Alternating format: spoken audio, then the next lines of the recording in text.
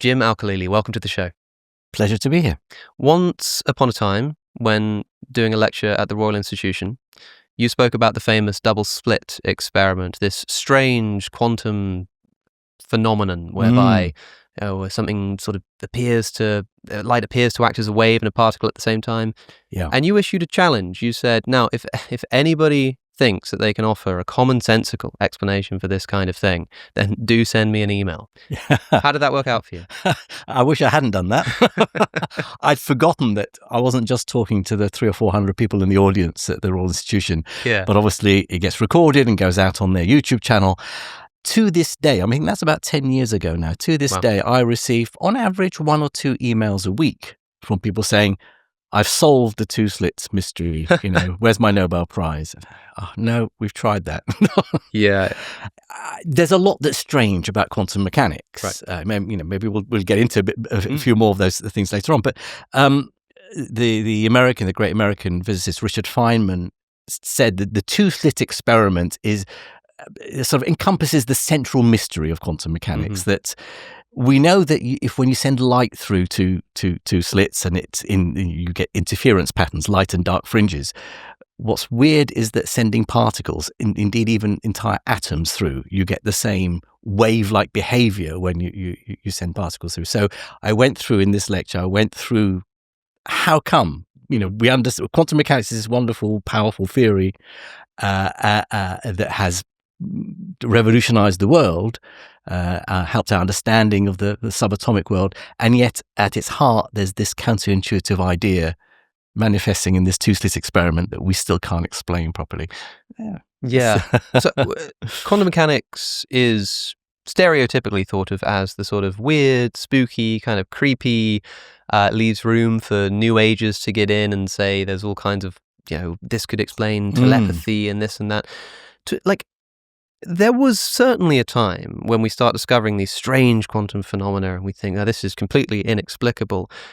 It still has that reputation today, but it's been, 100 years. Is it still legitimate to say, as Richard Feynman also famously said, anyone who thinks they understand quantum mechanics doesn't understand quantum mechanics?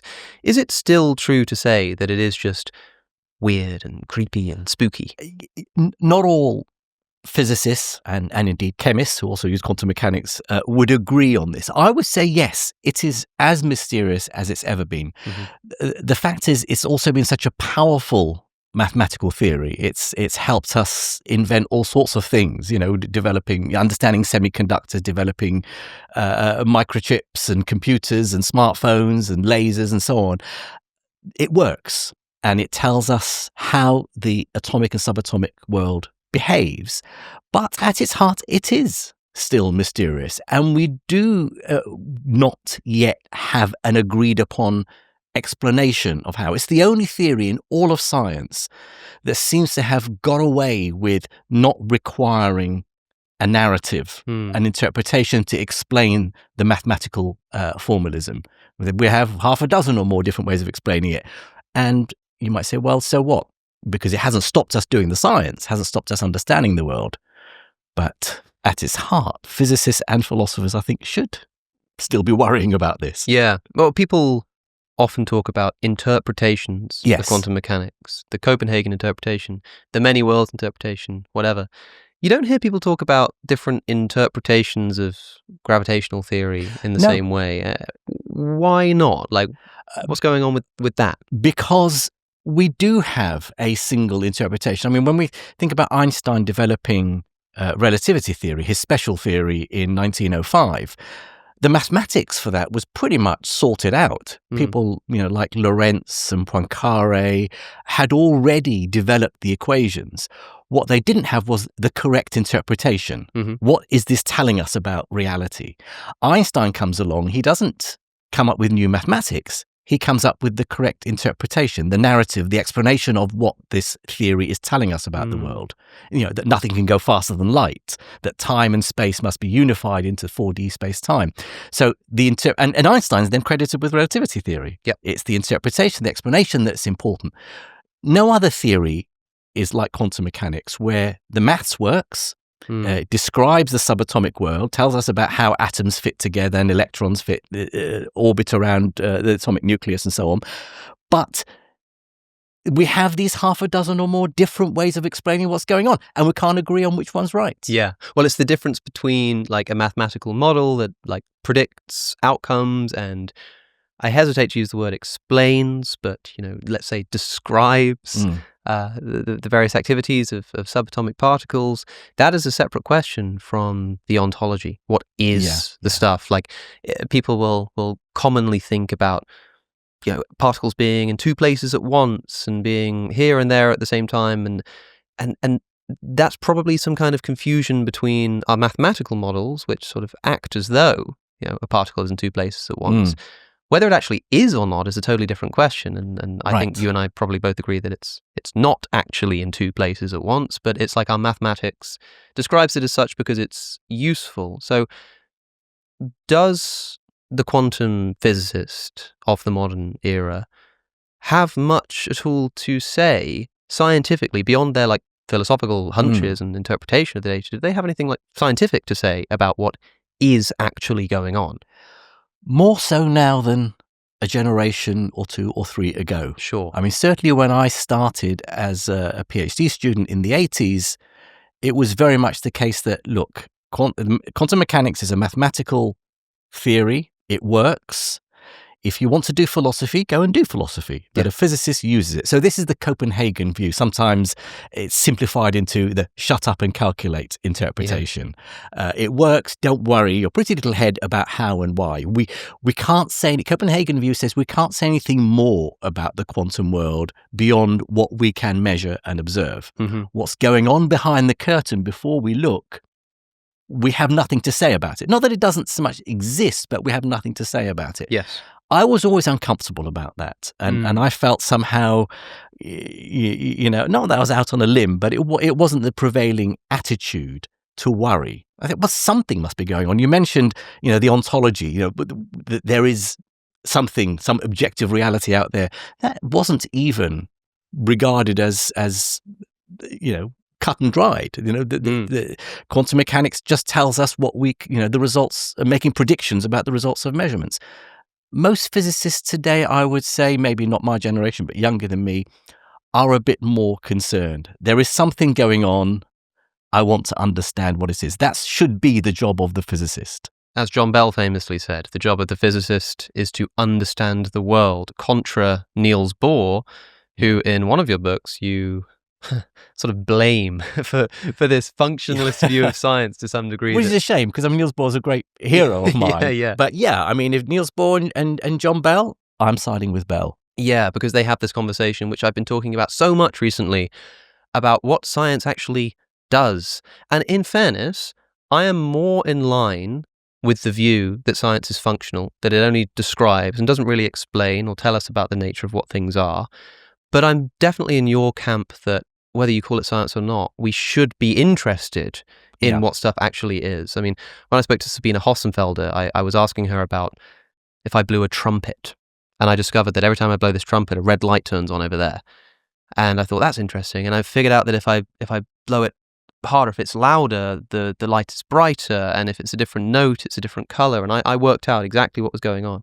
And so I came up with this predictive machine, perfectly accurate. I can, if I play this note at this volume, the light will do this. And I got it right every single time. And somebody asked me, like, why does the light turn on? I said, oh, because I blew the trumpet. It's like, but why does it do that? And Sabine Hossenfelder sort of said to me, that's it. That's enough. That's what science does. And I'm like, how could you not go further? I couldn't sleep at night if that's what science was about. If all we cared about was, I remember someone telling me that you can wear these copper bands, bracelets that seem to have some medical curative power. And it's the same with a lot of alternative medicines. So, but it works. We don't care if it's, what the mechanism is. The fact that it works is enough. For me, as a physicist, no, I want to understand how and why. If all you care about is applying some mathematical equation, that for me is, I don't know, that's engineering. Yeah. Right? It A certainly feels like physicist it's wants missing to something. understand how did the trumpet get to the light? Exactly. What is the interaction, the force between them that's causing that to happen? But to what degree do you think that science can answer that question fundamentally? Like what stuff actually is? Because the reason I ask is because, if I were to ask what a table is, you might tell me this table is made out of wood, and if I ask you what wood's made out of, and so on and so forth, we get down to an atom's made out of an electron. Well, what's an electron? And at this point, a lot of philosophers of science will say that the only answer is something like, well, an electron is a negatively charged particle. Well, what does that mean? Oh, it means it acts in this way. It repels other negative. Yes. But that's not what it is. That's what it does. And so at a fundamental level, especially in the quantum realm, where we're dealing with what are hopefully, or if they're not, hopefully we'll find at some point, atoms in the true sense of being atomic, like fundamental particles. And we're asking what those things are, not what they do, not how they behave or how they relate to each other, but what they are. Do you think that is a question for the physicist? I think it is, and I think they should try. It may be that we're peeling back layers of the onion, but it's also true that there are different scales at which certain explanations are sufficient. I don't need to understand the workings of the standard model of particle physics to work out how a washing machine works. At the level of table, it's made of wood, and wood has this property. That may be enough for my explanatory satisfaction. But I can go deeper, and I can talk about it being made of atoms, and atoms being made of smaller particles. And it may well be that there's more to come. But I think had physicists said, no, it's enough to know that a table is made of wood, we wouldn't understand then the nature of atoms. We have tried to go deeper, and very often we have arrived at what objective reality is at a deeper scale. That may not be the end point. Of course, there may not be an end point. We may never reach it. We may not be able to. But there is a truth about the true nature of reality. There's another concern that people have about, well, all we are ever doing is perceiving the world, and so building models in our heads. Yes. That's epistemology rather than ontology. But there is a real world out there, and I think the job of physicists is to get as close as possible to that objective truth. We'll go back to the show in just a moment, but first, do you trust the news? I don't. And a lot of that has got to do with the bias that inevitably seeps into media reporting. We can never get rid of media bias, but wouldn't it be great if there were a way for us as consumers of news to navigate this online space, objectively comparing the way that different sources are reporting on the same story? Well, that is exactly what today's sponsor, Ground News, allows you to do. Ground News aggregates thousands of local and international news outlets all in one place, so you can compare reporting across the political spectrum. Try it out for yourself at ground.news/AlexOC. Take a look at this story about scientists searching the sea floor in Quebec for answers about climate change. With Ground News, I can see that of all the sources reporting on this story, only one of them, 4% in total, lean to the right. This means that if you only tend to read right-leaning news, you could have missed this story altogether. And Ground News even has a dedicated blind spot tab, specifically designed to pick out stories you would otherwise miss based on the news that you normally read. Nowhere is doing news aggregation quite like Ground News. Try it out for yourself at ground.news/AlexOC or by scanning the QR code that's on your screen. Use my link to get 40% off their unlimited access Vantage plan. With that said, back to the show. Yeah, I find it interesting. I've heard such a variety of views, not just on whether it's accessible to science, but what that fundamental stuff might be. I have Brian Greene telling me it might be vibrating strings. I have Philip Goff telling me it might be consciousness itself. I have theists telling me that it's being and that all participates in God. And the one thing that I've realized is that the people who seem least confident in having a view on what the thing is, the ontology, tend to be the scientists I speak to, because they think that explanation consists in descriptions and models and mathematical predictions and stuff, like Sabina Hossenfelder did, or because they recognize that it's a question that's very difficult not to be a bit agnostic on, and it's like the philosophers who sort of have that kind of confidence. But at the very least, I agree with you that it should be a project for whoever you are, scientist or philosopher. I think I would side more with that latter view, that there's a certain built-in agnosticism in the scientific method, that we should not be so confident and sure of our explanations because something may come along tomorrow and overturn those views. A good scientist is one who's prepared to change their minds. When it becomes an article of faith or belief, if you are so confident that string theory is the correct description of reality, then you're not doing science properly, because you need evidence.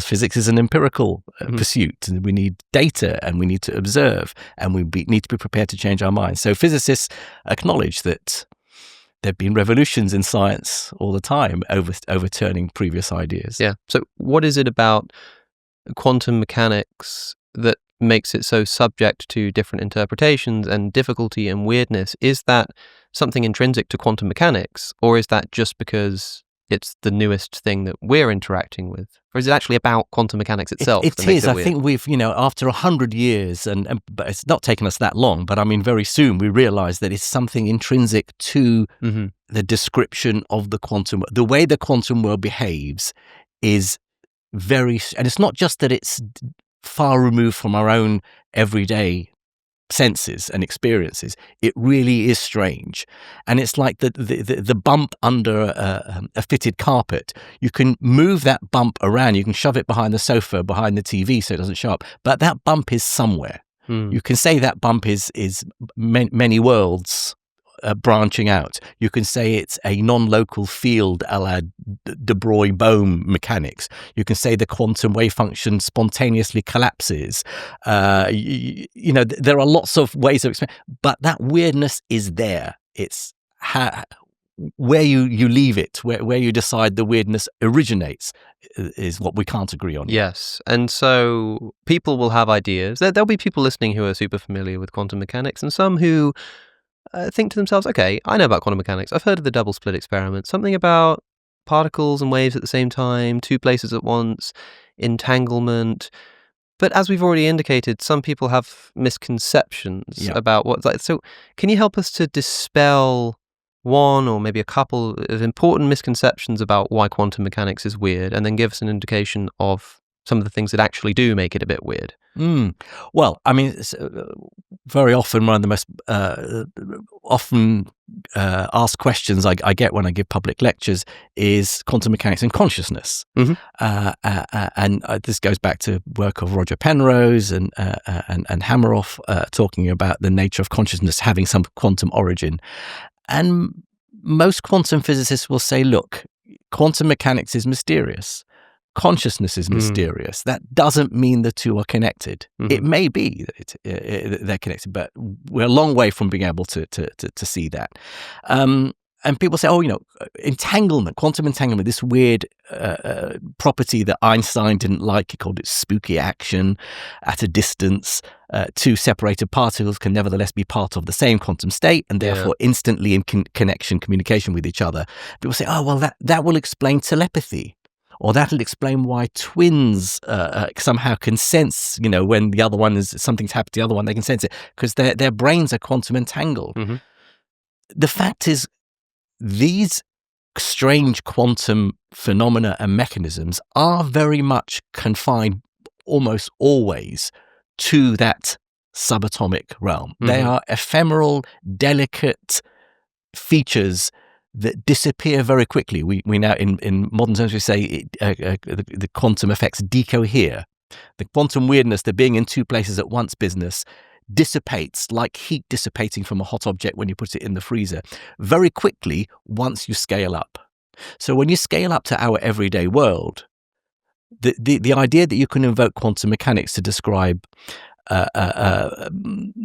telekinesis or telepathy or the nature of consciousness or alternative medicines, it doesn't fit with the science. Just because quantum mechanics is weird doesn't mean we're allowed to invoke it to explain any other mysteries we don't understand. Some people might say, for example, it's a little bit weird that some birds, for example, seem to be able to measure the whatever it is, the magnetic pole of the Earth and use it to navigate. And it's a little bit strange that they seem to have this ability to navigate just based on this magnetism of the Earth that we can't perceive. And as far as I understand, especially with some of your work in quantum biology, which is really exciting, one great theory for the way that they do that, it involves quantum entanglement in the eye, right? And so people might say, okay, let's not jump the gun. Let's not say anything without evidence. But doesn't this weirdness at the quantum level at least open the door to the possibility of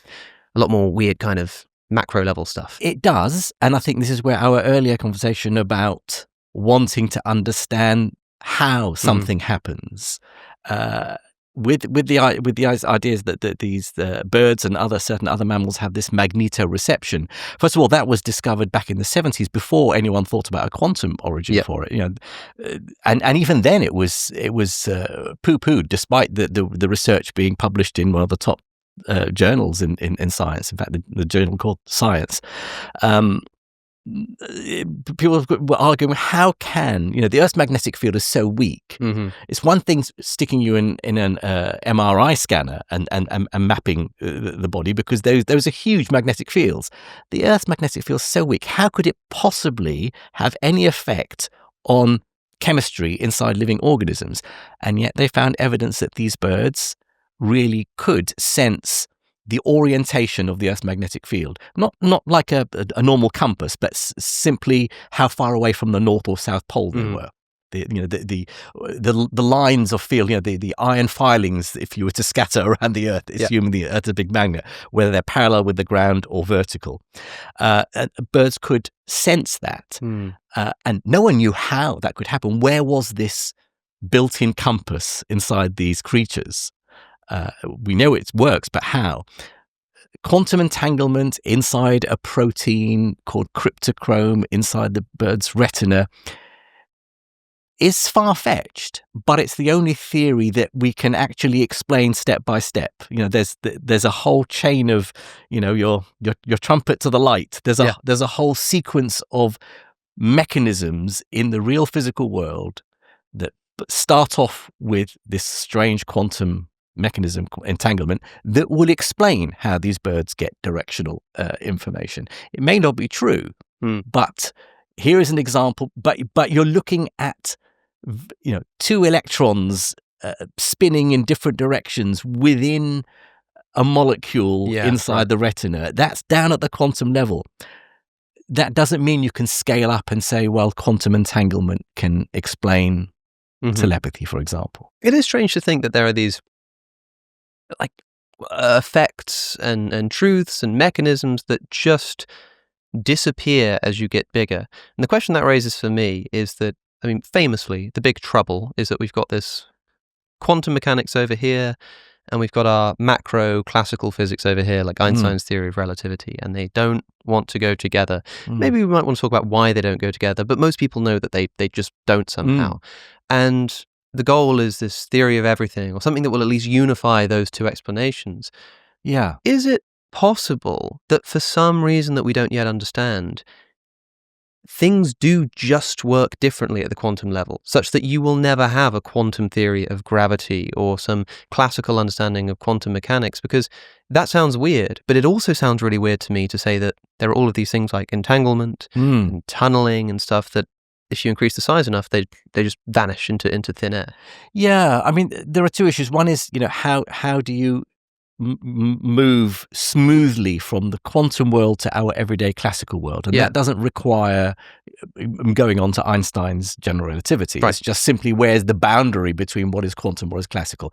And I think we're starting to understand that. Okay. That as you get more and more quantum systems accumulating, then they become more and more entangled, and it's more and more difficult to keep hold of the delicate quantum effects. It gets washed out. You get what's called decoherence. The early pioneers of quantum mechanics, Niels Bohr and Heisenberg, people like that, talked about there being a sort of a cut, a sort of hard boundary between the quantum world and our classical Newtonian world. And they said, how do you get something from the quantum realm, the entanglement, the two places at once business, to our sensible results? We never see two people in the same, one person in the same two places. And they called it some irreversible act of amplification, which is just vague. Now we're starting to understand it's to do with increasing entanglement, increasing decoherence, where the quantum weirdness leaks away, and as a physical mechanism, as something we can understand. What we don't yet know is how to unify quantum mechanics with the more accurate picture of the large-scale reality, which is Einstein's general theory of relativity, Einstein's theory of gravity. And there, it doesn't work simply because the mathematics, the theories are very different. They just don't mesh together. It's an interesting point that you mentioned, that maybe they don't. Maybe each to their own domain, and we have to live with that.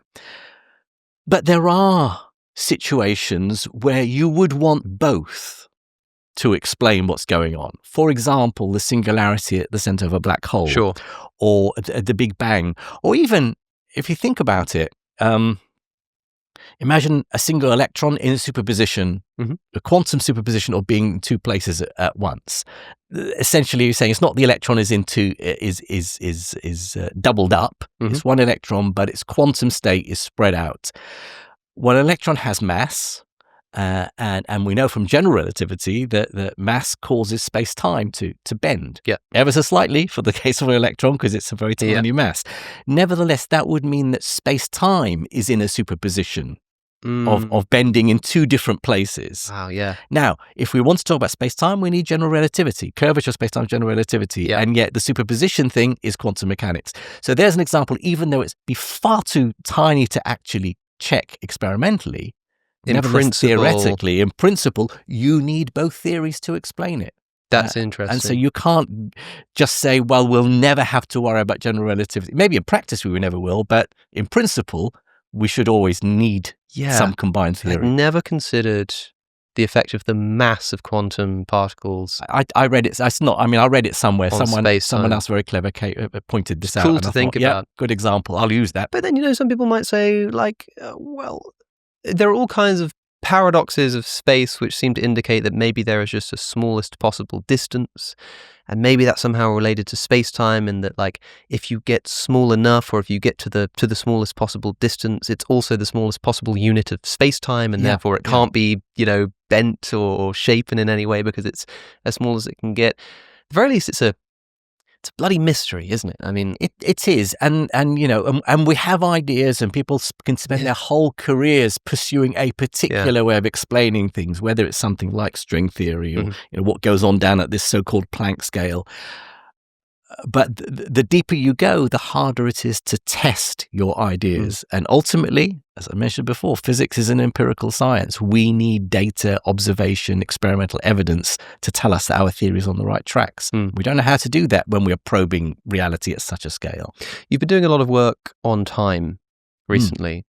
And when we talk about this, one thing that comes to mind for me, as someone who's not a scientist, and so I don't know if this is relevant at all, but part of the problem with quantum mechanics is, for example, these entangled particles seeming to be able to communicate instantly across space. The interesting thing about relativity for me is that it shows that time is not linear. Time travels at different rates depending on mass bending space-time. But on the quantum level, to talk about this weirdness of instantaneous information travel, does that kind of assume that there is a universal present? In other words, is the problem of time relevant to the inconsistency between relativity and quantum mechanics? I believe yes. I think we're struggling to reconcile not just quantum mechanics with general relativity, but also with the other big idea in physics, thermodynamics. And it's strange that each of those three big pillars of physics describes time in a different way. So quantum mechanics, like Newtonian mechanics, in fact, classical mechanics that we learn at school, regards time simply as a label, as a parameter. It's called coordinate time. So it's basically, here's an equation that describes how something changes. I can work out what its state is at a particular moment. Then if I change that t in the equation, t for time, to some other value, I can crank the handle and work out what that system's doing at that later time or at an earlier time. That's all time is. It's just a parameter that goes into an equation. General relativity says, no, time isn't just a number. Time is a dimension. It's part of the fabric of four-dimensional space-time. It's a real thing. In fact, it's, all times coexist. And then thermodynamics says, no, time isn't a dimension, it's not a number, it's an arrow. It's a direction pointing from past to future in the direction of increasing so-called entropy. So I think until we reconcile these very, very different pictures of physical time, we're not going to be able to reconcile those theories themselves together. I think time may not be the central thing that needs to be solved and to get it, but I think it's part of that question. Until we understand these disparate, different ways of describing time, we're not going to come up with a theory of everything. Yeah, I mean, time sort of looms over everything. You can always forget that it's there for some time when you're talking about atoms and how they interact and stuff, and suddenly you realize that all of that is happening, and the conversation that we're having is also happening through time. Aristotle famously said that when he's not asked to define it, he knows what time is. But the moment someone asks him to like explain it or say it or define it, he's like, I haven't the foggiest. I think it's quite boring when people bring physicists on podcasts and ask them things like, do aliens exist? Or like, why is quantum mechanics so weird? And one of the questions that's along that line is like, what is time, man? But I think unavoidably, and I'm not necessarily asking for an overview of the philosophy of time, but for you, with the work that you've been doing, what do you think time is? How can we start talking about it? Well, I start with, what a number of philosophers do, which is to divide it into two categories. There's physical time, which is the time that appears in quantum mechanics and relativity and thermodynamics. It's the objective, the time that's out there that we try to understand. And then there's what we call manifest time, our psychological time. And it's one of those subjects, we're embedded in time. It's so difficult to extract yourself from it and look at it and study it objectively. We can't help but being embedded in time. And it's the manifest time, psychological time, that gives us this notion that time flows, that there's a now that's real, and that the past has gone and the future has yet to exist. And it's, I think, one of the main problems is, how do you reconcile our psychological perception of time, this manifest time, with physical time? Physical time says there's no such thing as flow. That's just an illusion. But then some physicists and philosophers will go even further and say, look, the whole time itself is just an illusion. Some will even go as far as saying time is just something we invented to order events or to measure intervals between one event and another. I think I don't agree with that. I think time is real. I think it exists in the same way that space exists, but not in the way that Newton believed, which said that time was absolute. There's some cosmic clock ticking by the seconds, minutes, and years independently of us. Certainly within relativity theory, which probably is our best theory of time, space-time is real. It's a fabric of reality.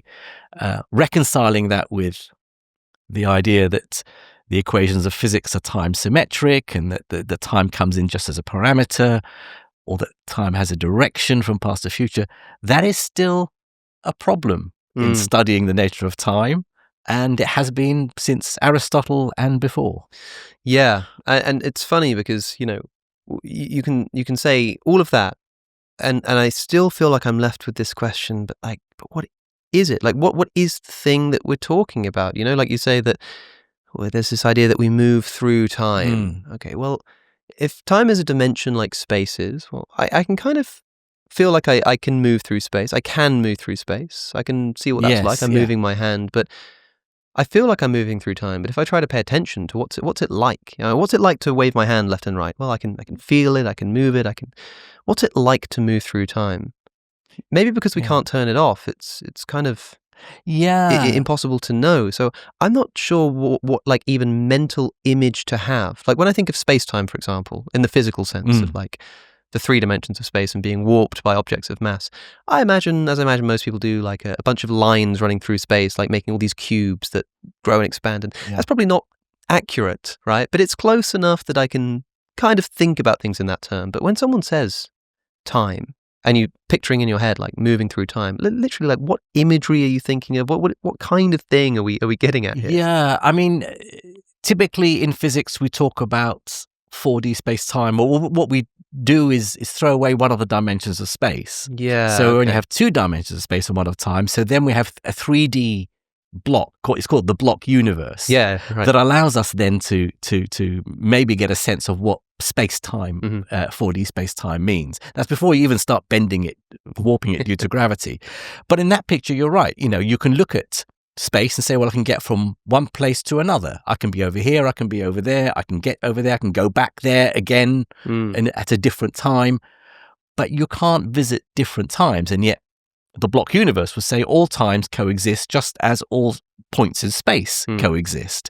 So what is it about what we call now, that the present moment that seems to us, according to manifest time, to be drifting along, flowing along the time axis? Yeah. That is all we can do. And then even we think about in cosmology, we talk about, the universe entirely is described by general relativity, 4D space-time. So yeah, but the universe is expanding. Well, it's space that's expanding, not time. And the only way to get that picture is you start off with Einstein's equations and you manipulate them to get a new equation called the Friedmann equations, which has space stretching over time. And that's an equation like Newton's equations or equations of quantum mechanics. Their time appears as like a coordinate. Yeah, right. That shows it. So we have to revert to things changing over time in order to get any sense of them. What general relativity tells us about time is not something we can visualize, other than mathematically. And so much about how we understand these things, I think it's down to how we visualize it. I mean, at one point, in somewhere, I'm sure it was you who wrote about this. I thought it was quite funny the way you said, well, one thing we know about time is that, time seems to move forward. And then you were like, or does it? Because you could say that if you imagine yourself as still, and time is like moving past you, then time actually moves backwards. And so you were sort of moving through it as it goes. Yeah. And I thought, oh God, yeah, okay, fair enough. I like both of those seem like completely equally legitimate ways of thinking about it. Time moves forward, time moves backwards. And I began to realize how much of what I understand about time is just based on the image I have. Yeah, we think about the river of time flowing from the past to the future. But actually, it's not. It's flowing from the future to the past. If you're on a boat moving along, drifting along in the river of time, you're looking backwards. You're looking at the past receding away from you into the distance. Yeah. The future coming at you, you can't see. It's behind your back. And that makes a lot more sense in terms of the fact that we can remember the past, but we can't remember the future, right? See the past. It makes more sense to look at it that way. You've talked about this block universe, which you can sort of imagine being God, like zooming out, seeing the universe, including the beginning of time and the end of time, all at once right in front of you. Philosophers have for a long time talked, and I think it's McTaggart who popularized these different ways of thinking about time. A, B, and C series, and most people are familiar with the first two, the A and B theories of time. So the A theory of time broadly suggesting that the present is what exists, the past does not exist, the future does not exist, and we are actually moving through time, and that's like a real thing, the commonsensical view of time. This B theory of time suggests that the past does exist and the future does exist, and you get this image of the block, and for some reason we are like conscious of just a part of it at one point. Something like that's going on. But you have these sort of two views of physics. It seems to me that general relativity, which seems to get rid of the ever-present present, the common present between everybody. Your time moves differently to my time and whatnot. That seems to me to point towards this block universe, because time is this thing which we can warp and move into and move out of in various ways. But having not looked into it much further than that thought, do you think that Einstein's views about time and interpretations about space-time necessarily lead to this B theory, block universe of time, or can we still salvage the A theory? I think we can still salvage the A theory. I think the block universe idea, in which you're right, that there is no universal present moment. What is now for me is not now for someone else. And we know in relativity theory, in fact, I've taught this for years, something called the relativity of simultaneity, and the example is always two people in spaceships passing each other close to the speed of light, and they see two flashes of light, and one sees the two flashes, A before B, and the other sees the flash B before A. So which one happened first? Cause and effect, and so on. you can't violate causality. If something is causal, is if A is the cause of B happening, then A must always happen before B for all observers. Mm-hmm. So I think this fuzziness in the now and the order of events around the now is very limited.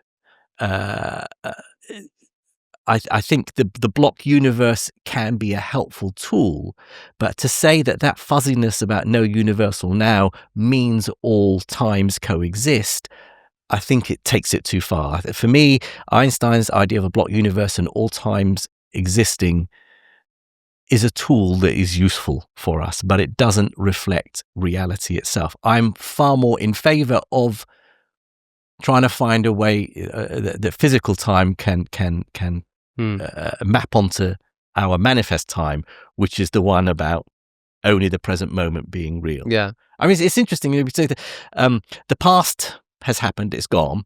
It only ever exists in records that we access in the present moment. Yeah. The actual past, it doesn't exist anymore. The future hasn't happened yet, doesn't exist.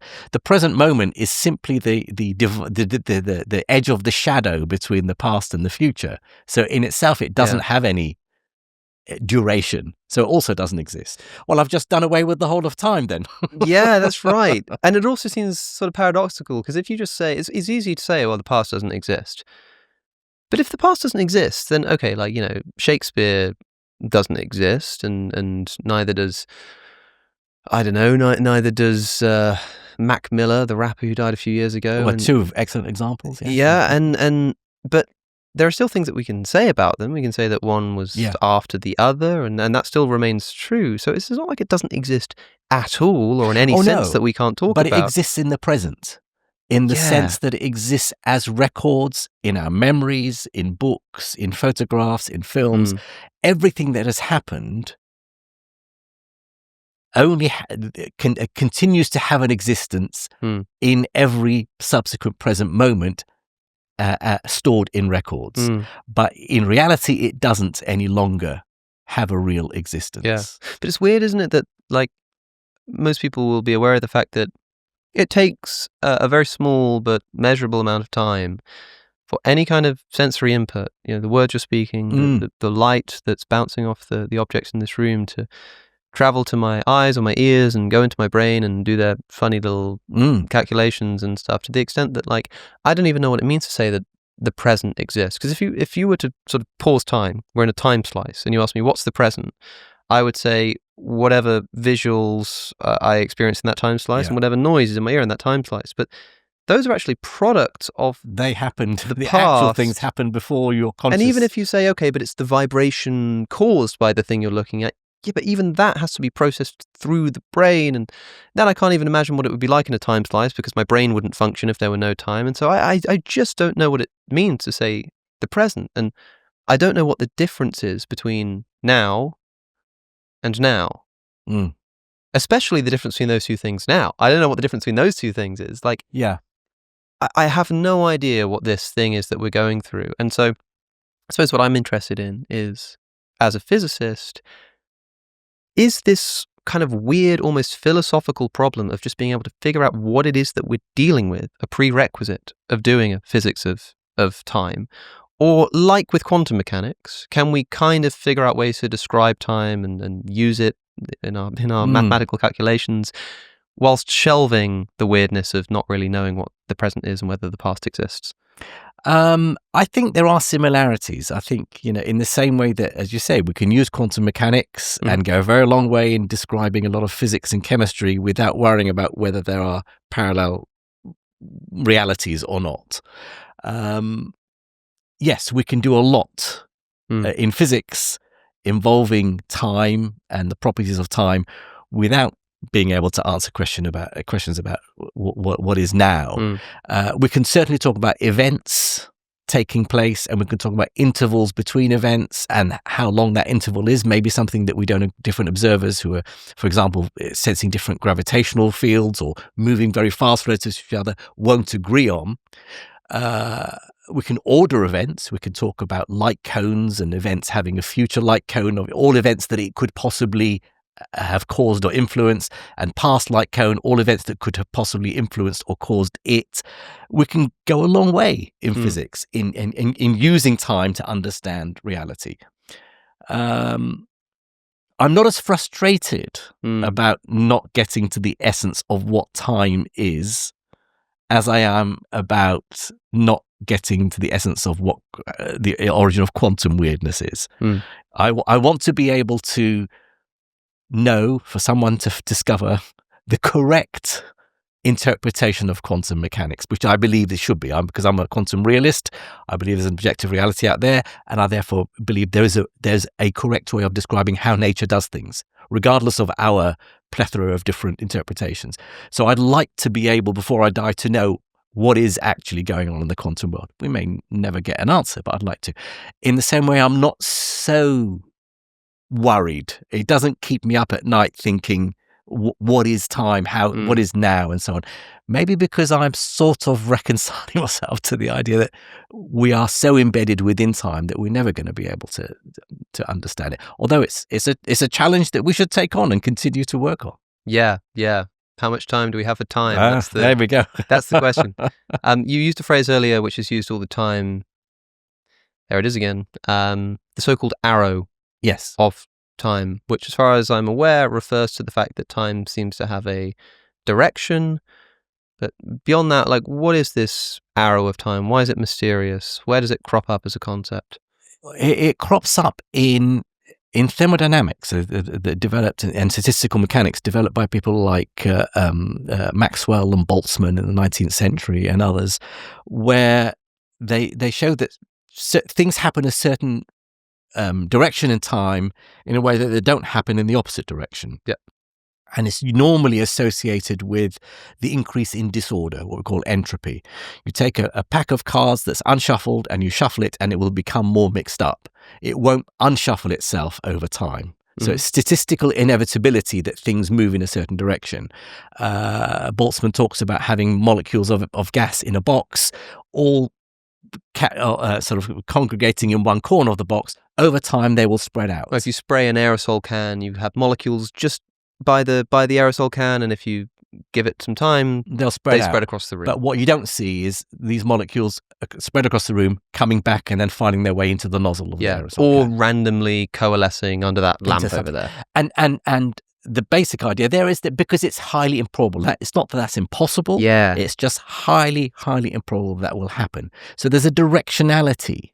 We can also think about it in terms of not just moving from order to disorder, but from moving from a system being away from equilibrium, moving towards equilibrium, towards thermodynamic equilibrium. When everything is, batteries run out, we get older, balls roll down hills, and so on and so on. That all has a directionality. The problem is that all our fundamental laws of physics, our equations of physics that describe how things change, are all symmetric in time. You can crank the handle one way, and starting from a particular moment, you can say, what happens if I evolve this system according to this equation into the future? It'll arrive at the system will be in a different state. What if I crank the handle backwards and run it an equal length of time into the past? It will also evolve to the identical state that it would evolve to into the future. So time is symmetric in both directions. So the big mystery is, where does this irreversibility of time come about that we see all around us?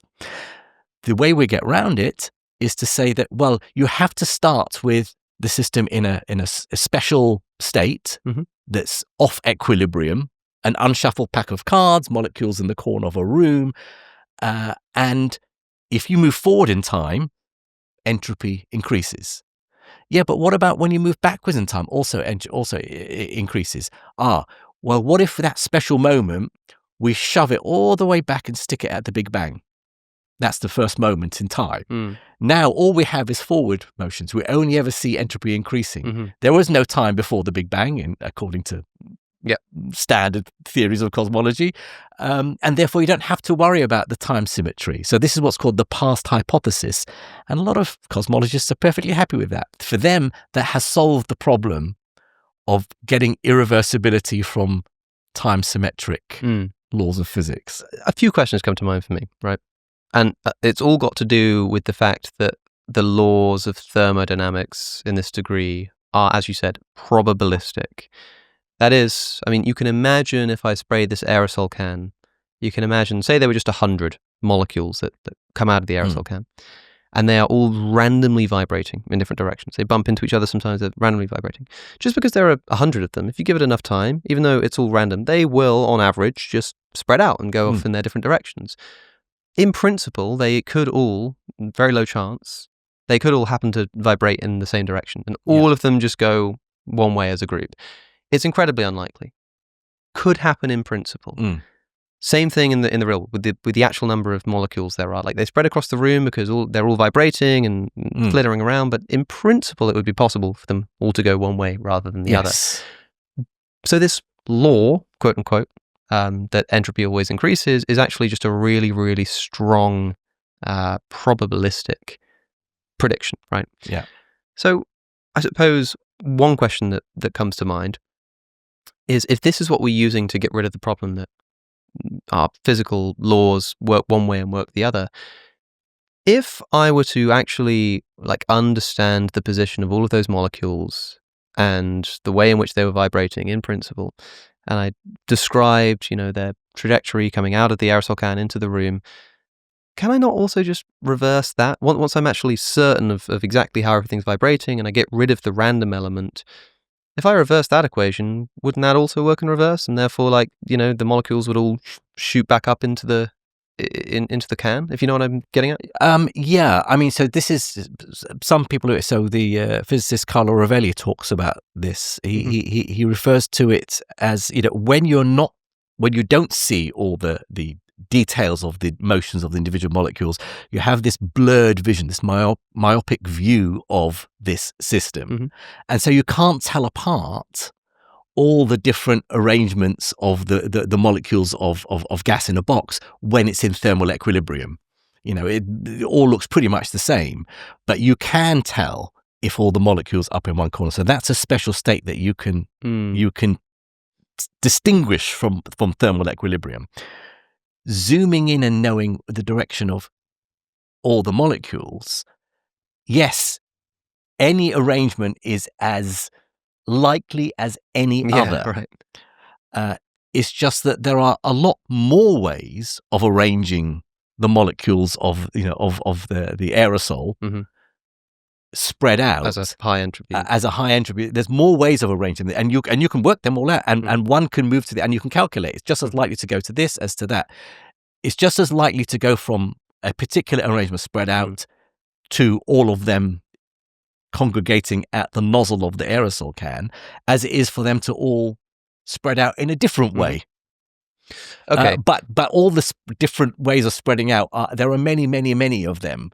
And we tend to congregate them all together and say those are all the indistinguishable microstates within that macrostate that we call thermal equilibrium. Yeah. So it's still, you don't get away from this idea that congregating at the nozzle is an unlikely special type of state. Yeah, see, because it's satisfying to me that we have this one thing at least that works one way in time versus the other, but it's the one so-called law that is probabilistic, that isn't because I guess what I'm asking is if all physical laws are reversible, and you say, well, that's a problem, and the way we solve that is by referring to thermodynamics, which isn't actually a law. It's not actually if P then Q. It's this is probably going to happen.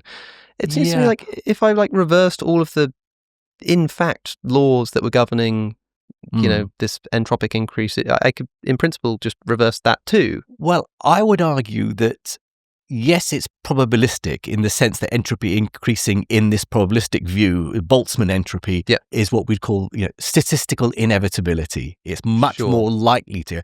For me, it's a law that says it's much more likely to go in one direction than another. There is an arrow of time. The fact that there is a small possibility that points in the other direction, there's an imbalance. Yes. And for me, that imbalance is a directionality. It's not an absolute. It can never go back.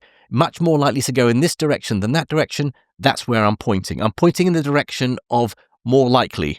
Gotcha. And that's the arrow. Now, I have something I talk about in my book. Doesn't come out till next year, but I spent ages trying to get my head around this.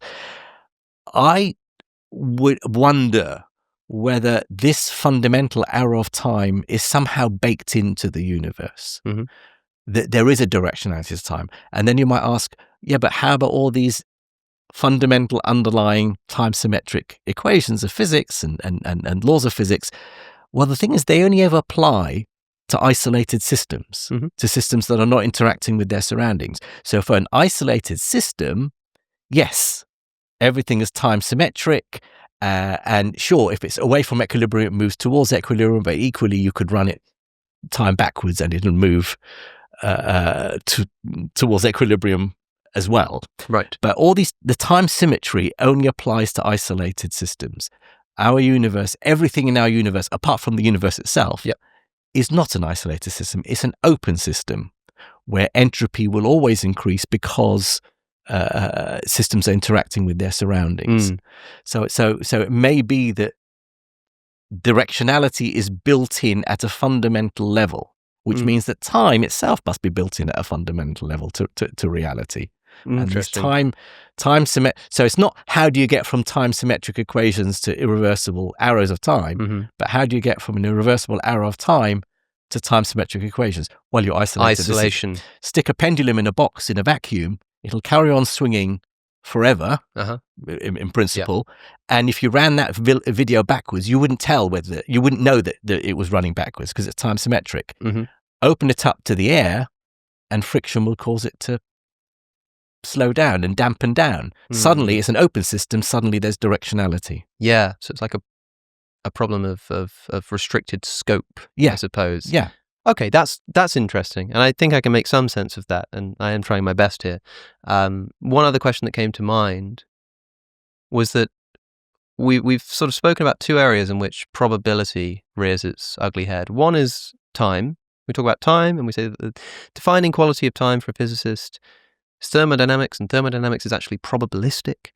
Another area where probability famously comes up all the time, and perhaps unavoidably, is in quantum mechanics. And both of those are dealing with like the activities of very small little things. Is there some connection to be drawn from the fact that quantum mechanics seems to have an inbuilt probability, at least in certain interpretations, like the Copenhagen interpretation, seems to have this probabilistic element, but that we can use to make sort of calculations, but is ultimately probabilistic. And that probability is baked into the only thing we can use to measure time as moving in one direction versus the other, even though, like, on a macroscopic level, we can treat it like a law. Yeah, the entropy always increases, even though we can always treat quantum mechanics on the macro level like a law, atoms act in this way. Is there some connection between the probabilistic nature of quantum mechanics and the probabilistic nature of entropy and time? Or is that just like two completely different, isolated, croppings up of probability? I'm not sure. I mean, one of the things that I'm interested in looking at is the increase in entropy down at the quantum level. So when a quantum system interacts with its surrounding environment, it becomes increasingly entangled with its environment, and decoherence can set in if the environment has macroscopically distinguishable, we say, states that you can tell them apart. So there is a directionality that just comes from quantum mechanics. But I think the probabilistic nature of quantum mechanics itself, of the quantum wave function, is deeper. The Copenhagen view, by the way, interpretation doesn't have this built-in understanding of what probability is. That's simply what's called the Born postulate. Here's the Schrödinger equation, and here's how we explain what the wave function in quantum mechanics is, and this is how probabilities come about. So it's like a recipe that was put on top of the mathematics of quantum mechanics. The realist interpretations try very hard to understand where this probabilistic nature of quantum mechanics comes from. The one that many people like is the many worlds Everettian interpretation. Yes. But that, many physicists argue, is still struggling to understand where probabilities come from. If there's two events, if say a quantum particle can do two things, one with a likelihood of 99% and one with 1%. It can either go left with 99% probability and right with 1% probability. In the many worlds interpretation, the universe branches out. And in one universe, we see it going along the path that had 99% probability. In the other universe, we see it going along the 1% probability branch. Yet both universes exist, one might argue, with equal likelihood. They're both definitely there. So where do the probabilities come in? And a number of physicists are working on this, and there are ways of trying, but it's still a struggle. In other views, like Bohmian mechanics, probability comes in simply because our inability to accurately enough measure the quantum properties of a system. Right. It's like a practical yes, it's problem. actually a practical problem of like in the butterfly effect, in chaos theory, that you can't know the details. You need to know the details with infinite accuracy. Yeah. And so there's a built-in uncertainty that we can never get rid of, and that's how these probabilities come. But in. it is in fact a practical thing in the same way that, like, if I were to throw a tennis ball, practically, if I was trying to work out where it landed, I'd have to sort of give a rough estimate. And yes. So you could in principle work out exactly where it went, but practically you're not going to be able to do it. And when it comes but if you want to know mechanics, what it's going to do next into the future, the further in the future you want to predict how the system will evolve, the more accurately you need to know its present state, so more decimal places. Right. At some point, it becomes impossible to predict. Yeah, and so when you talked about the 99% going left and 1% going right, I instantly thought, okay, many worlds. There are 99 worlds in which it goes left and one which it goes right. But that's not correct, is it? No, because I just wanted to say that in case anybody else thought that. It's not that there are 99 realities in which it goes left and one in which it goes right. Like, it either goes left or right. Or you might as well say, if that's the case, they might as well say 10 goes right and 990 goes right. Yeah. It's like there are two options, right or left. And yet if there's a differential probability, the many worlds interpretation might be correct that there are two branching realities, but it hasn't accounted for why one is more likely than the other, or what that even means if both exist. If both exist with equal certainty, then where do the probabilities go? Man, okay, one more question for you, which is this. Could time be an emergent property of the universe? And if so, what does that mean? What is an emergent property? It's possible, yes. And I think a number of people working in the foundations of physics are starting to talk in that language. Emergence is a quite a complicated thing to describe. The simplest way of describing emergence is, well, for example, consciousness is an emergent property. It emerges once the neuronal connections in the brain become complex enough, and the system become complex enough. A much simpler example. Temperature be another example? Temperature's a very good example. The temperature itself doesn't exist when you get down to the molecular level. It's just vibrations of atoms and molecules. Zoom out, and you got something called temperature. The wetness of water is another one. Sure. You'll never appreciate wetness of water however much you study a single molecule of H2O. Yes. You need trillions of them together for that property to emerge. The sponginess of a cake, perhaps, none of the ingredients or the atoms themselves are spongy. Exactly. Put them together and zoom out and you get sponginess. Exactly. So the idea is that time itself doesn't exist at a fundamental level. It's only when you zoom out that gradually it emerges. That it emerges from something more fundamental. What that something more fundamental is, I think, is still something that we haven't understood yet. I mean, a lot of physicists have tried. There's a famous equation called the Wheeler-DeWitt equation, which starts from sort of more fundamental equations in relativity, and it's an equation that doesn't have time at all in it. So it's a fundamental feature of reality. Time doesn't exist.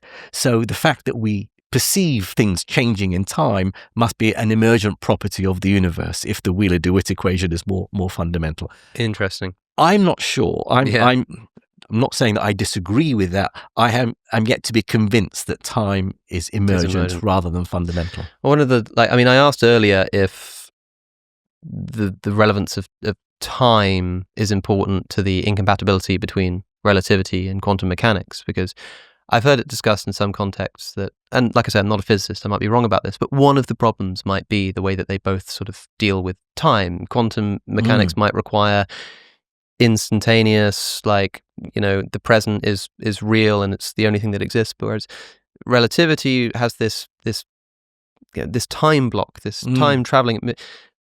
If time is emergent, maybe it's just that, like, the quantum world acts at a small enough level that time hasn't emerged yet. And so it makes sense to say that, well, time functions this way on the quantum level, but once you're talking about general relativity, you're big enough that you have this emergent quality of time, which is a property of space-time. And I sort of wondered if having time as an emergent property at some higher level of complexity of atoms might help us to solve part of the problem as to why the big doesn't mesh with the small. Yeah, maybe. I mean, that would suggest that quantum mechanics is a deeper level of reality, right? Where time has a more fundamental, or there's some fundamental feature of the quantum world that isn't the time that we perceive, and that general relativity and how it sees time as part of 4D space-time is emergent from a deeper quantum level. It may be. I'm not sure. I mean, all the research into finding a theory of quantum gravity, a theory of everything, there's still the debate. Do we start from quantum mechanics, or more correctly, quantum field theory, and do we move towards general relativity, or do we, so that's what string theorists would say, or do we start from general relativity? The space-time is fundamental, and we quantize it. That's what people working in loop quantum gravity. Yes. So do you start from this end and move towards that end, or that? Or do you start from both and meet in the middle? Or do you scrap them all together and come up with something new? I mean, that's where we really are at with finding a theory of everything, that we don't know what our starting point is, that we can say, well, let's start from here. We know this is a correct description of reality. Let's figure out how to get to the other end. Yeah. Oh, man, that's amazing. It's like, I feel like I'm sort of auditing physics, because everybody keeps hearing about this theory of everything. It's like, someone's told you they're going to build a grand palace or a new hotel or something, and you come in and you speak to the builder, and it's like, okay, how's it going? How are we getting on? And they're like, I hate to tell you this, we haven't even agreed on how to start yet. We haven't done the foundations We'll yet. get there eventually, I'm sure. And in part, that will be thanks to people like you and works like yours. Forthcoming, it will all be in the description, all the information about the upcoming book about time, and also some of the other works that we've already mentioned. Jim Al-Khalili, thanks so much for taking the time. It's been fun. It has been fun. Thank you. If you enjoyed that conversation, you might like my previous episode with David Deutsch on the multiverse and the many worlds interpretation of quantum mechanics. You can watch it by clicking the link that's on your screen. To support the show and get early ad-free access to episodes, subscribe to my Substack at alexoconnor.com. Thanks for watching.